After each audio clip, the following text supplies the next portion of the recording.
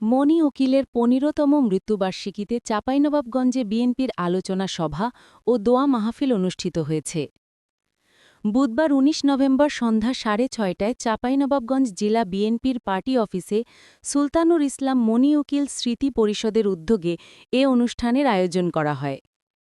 অনুষ্ঠানে সভাপতিত্ব করেন স্মৃতি পরিষদের সভাপতি ও জেলা বিএনপির আহ্বায়ক গোলাম জাকারিয়া।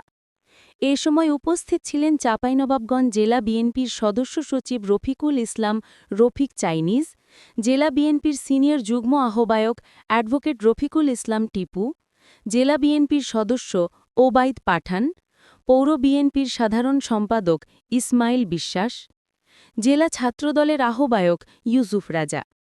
বক্তারা বলেন, অ্যাডভোকেট সুলতানুর ইসলাম মনি উকিল ছিলেন একজন ন্যায়পরায়ণ, জননন্দিত ও সংগঠক নেতা। তার রাজনৈতিক আদর্শ ও কর্মনিষ্ঠা আগামী নেতাকর্মীদের জন্য অনুপ্রেরণা হয়ে থাকবে। পরে মরহুম মনি উকিলের রুহের মাগফেরাত কামনা করে বিশেষ মুনাজাত করা হয়। আসলে সুলতানুল ইসলাম মনি উকিল একটি ব্র্যান্ড ছিলেন।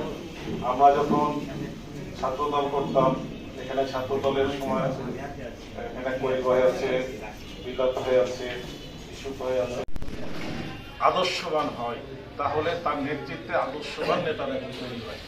أتخرني أتخركم واذكرني ولا تكفروا